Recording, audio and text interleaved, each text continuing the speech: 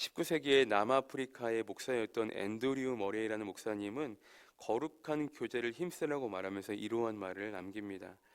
나는 별로 경건하지 않은 채 큰 영적 능력을 발휘할 수 있는 목회자는 한 사람도 없다고 확신합니다. 목회자는 착한 사람이기만 해서는 안 됩니다. 그 지방 사람들의 언어와 문화를 익힐 뿐만 아니라 경건해지기에 힘써야 합니다. 거룩함을 나타내는 하나님의 영이시며 우리를 거룩한 성전이 되게 하시는 성령님과 함께 시간을 나누십시오.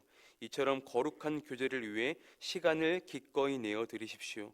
하나님은 친히 우리로 온전히 거룩하게 하십니다. 끊이지 않는 교제를 경험하십시오. 그리스도로 말미암아 우리는 한 성령 안에서 하나님 아버지께 나아감을 얻습니다. 라는 말을 했습니다. 그렇습니다. 우리들은 하나님의 자녀입니다. 그리고 하나님의 사랑을 입은 자들입니다. 자녀는 마땅히 아버지 되신 하나님과 날마다 함께하는 삶을 살아야 합니다. 또한 그 하나님의 사랑 안에 날마다 거하는 삶을 우리들은 살아야 합니다. 그러기 위해 날마다 우리는 경건에 이르는 훈련을 해야 합니다. 그 경건에 이르는 훈련은 우리의 영원한 삶을 위해 가장 유익한 길이 되기 때문입니다. 오늘 본문은 우리가 하나님의 사랑을 받는 자녀같이 하나님을 본받는 자가 되라고 오늘 본문은 이야기하고 있습니다. 그렇다면 우리가 하나님을 본받는 자가 되기 위해선 어떠한 삶을 살아야 할지 이 짧은 시간 세 가지로 함께 살펴보길 원합니다. 첫 번째, 하나님을 본받는 자가 되기 위해선 날마다 하나님의 사랑 가운데 행해야 한다라고 오늘 성경은 이야기하고 있습니다. 자, 1절을 먼저 보실까요? 먼저 그러므로 사랑을 받는 자녀같이 너희는 하나님을 본받는 자가 되고. 그렇죠. 여기서 우리가 알 수 있는 첫 번째 사실은 무엇입니까? 우리는 사랑을 받는 누구의 자녀입니까? 하나님의 자녀라는 것이죠. 하나님과 우리와의 관계를 돌아보면 어떻습니까? 하나님께서 먼저 우리를 택하시고 사랑해 주셨다라는 거예요.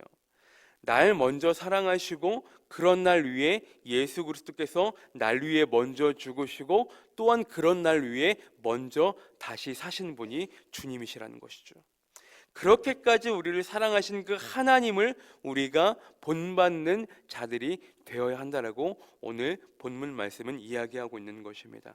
본문 1절에 너희는 하나님을 본받는 자가 되고 그러잖아요. 여기에서 이 본받는 자라는 단어를 헬라어 성경에서는 미에테스라는 단어로 번역이 됐는데 그 뜻이 모방하는 자를 가리키고 있거든요. 모방하는 자. 즉 우리의 모든 말과 행동과 움직임과 삶의 태도와 생각까지도 그분을 닮아가려고 노력해야 된다라는 거예요. 그리스 문헌에 보시면 이 단어를 어떻게 표현하냐면 자연을 모방하는 화가, 연극, 배우 이렇게 표현하고 있거든요. 화가도 마찬가지죠. 자연을 그리는 그 화가는 그 자연을 정확하게 묘사를 하기 위해 그렇죠? 똑같이 그림을 그리잖아요. 연극 배우도 마찬가지죠. 마치 자신이 그 사람이 된 듯 마냥 그 캐릭터를 완전히 묘사해가지고 그 사람을 표현해내죠.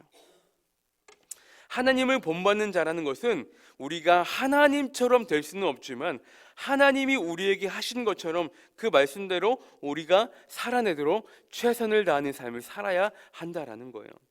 그래서 본문 2절에 보시면 그리스도께서 너희를 사랑하신 것 같이 너희도 사랑 가운데서 행하라. 그는 우리를 위하여 자신을 버리사 향기로운 제물과 희생제물로 하나님께 드리셨느니라. 그렇죠. 그러니까 주님께서 나를 사랑하신 것 같이 너희도 그 사랑 가운데서 행하라. 그런데 그 주님께서 우리를 어떻게 사랑해 주셨습니까? 죽기까지 사랑해 주셨다라는 거예요. 죽기까지. 그런 주님의 사랑 가운데 행하라는 것입니다. 주님께서 우리에게 하셨듯이 우리도 그 주님의 사랑을 나누는 것.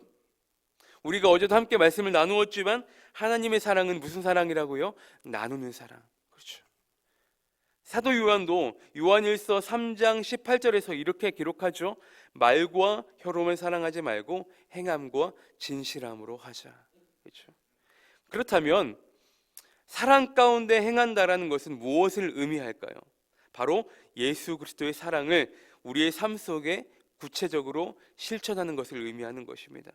우리가 월요일과 화요일 이 사도행전의 말씀을 통해서 초대교회와 초대교회 성도들의 그 모습을 함께 살펴봤잖아요. 그들은 예수 그리스도의 사랑을 그들의 삶 속에서 구체적으로 실천에 옮기며 나아갔습니다. 먼저는 하나님을 섬겼고, 두 번째는 믿는 믿음의 공동체들을 섬겼고, 마지막으로 믿지 않는 사람들을 섬기며 특히 구제에 힘쓴 그 초대교회 성도들의 모습이었습니다. 하나님의 사랑은 결국 나 혼자 잘 먹고 잘 사는 사랑이 아니라 나를 사랑하신 것처럼 나도 이웃을 사랑하는 것, 그것이 하나님의 사랑이에요. 출애굽한 이스라엘 백성들이 하나님이 그들을 통해서 십계명을 주셨죠. 그 십계명의 크게 두 가지를 보면 무엇입니까? 결국 하나님 사랑, 이웃 사랑이잖아요. 이런 말이 있거든요. 사랑은 관념이 아니라 개념이 아니라 행동 언어입니다 라는 말이 있어요. 그러니까 그만큼 사랑의 최대 언어는 행동으로 보여지는 언어라는 거예요. 사랑은 행함으로 실천에 옮겨야 그게 진짜 사랑이 된다라는 거예요. 먼저 사랑받은 우리가 똑같이 사랑을 베풀 수 있어야 되고, 먼저 용서받은 우리가 똑같이 남을 용서할 수 있어야 된다라는 거죠. 그러니 삶의 모든 영역에서 주님이 하신 것처럼 똑같이는 할 수 없지만 그렇게 주님을 닮아가려고 노력하는 삶, 주님을 닮아가는 삶, 그런 삶을 우리들은 마땅히 살아야 한다는 사실입니다. 두 번째, 하나님을 본받는 자가 되기 위해선 거룩한 생활을 해야 합니다. 하나님이 우리를 택하시고 지으신 목적 중 하나는 우리들로 하여금 거룩하고 흠이 없게 하기 위해서 우리들을 불러주셨습니다.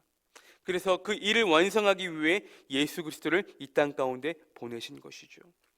단순히 우리의 죄만 사해 주시고 그저 지옥에서 건져주시기 위해서 예수님이 이 땅에 오신 건 아니라는 거예요. 기억하십시오. 예수님께서 이 땅 가운데 오신 이유는 우리를 모든 죄에서 사해 주시고 깨끗하게 정결하게 하셔서 하나님의 친백성, 하나님의 자녀 삼아 주시기 위해서 이 땅 가운데 오셨다라는 거예요. 그러므로 우리는 영적으로 날마다 둔해지지 않기 위해, 영적으로 날마다 민감해지기 위해, 이 세상이 제 아무리 우리를 속임수로 넘어뜨리려 하고 우리를 꼬임에 넘어가게 하려고 해도 우리는 그 어떠한 속임수에도 넘어가지 않기 위해 분별력이 있는 생활을 우리들은 해야 될 것입니다. 그러기 위해서 우리는 날마다 경건 생활에 힘쓰는 우리의 모습이 되어야 한다는 것입니다.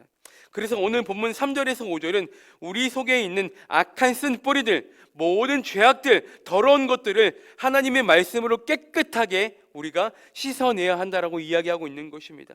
본문 3절에 바울이 너희 중에서 그 이름조차도 부르지 말라. 이는 성도에게 마땅한 바니라 그렇잖아요. 결국 우리가 조심해야 하는 것은 늘 영적인 긴장감을 가지고 살아야 한다는 것입니다. 절대 마귀에게, 죄에게, 악에게 우리의 틈을 내어주어서는 안 된다라는 거예요. 죄악은 하나님과 멀어지고 지옥으로 가는 지름길이 되지만 말씀은 하나님과 가까워지게 될 뿐더러 우리를 하나님의 나라를 기업으로 얻는 지름길이 될 것입니다. 마지막, 하나님을 본받는 자가 되기 위해선 감사의 언어가 생활화돼야 한다라고 오늘 본문은 이야기하고 있습니다. 사도 바울은 오늘 본문 3절과 4절에서 하지 말아야 될 것들에 대해서 이야기를 한 후에 마지막 4절 끝에 뭐라고 이야기를 합니까? 감사하는 말을 하라고 이야기하죠. 그리스도인들은 특히나 언어 생활이 너무나 중요합니다. 그렇죠? 여기서 4절 끝에 감사하는 말로 번역된 헬라어는 어떤 뜻이 있냐면 성도들이 이미 예수 그리스도 안에서 경험한 하나님의 은혜에 대해서 표현하는 감사를 의미하고 있는 거예요. 내가 받은 은혜에 대해서 표현하는 행위, 그것이 곧 감사를 의미하고 있습니다. 지금껏 우리에게 주신 하나님의 은혜가 얼마나 큽니까? 그렇죠? 우리는 날마다 살아가는 모든 순간순간이 주님의 은혜라고 고백하며 살아갑니다.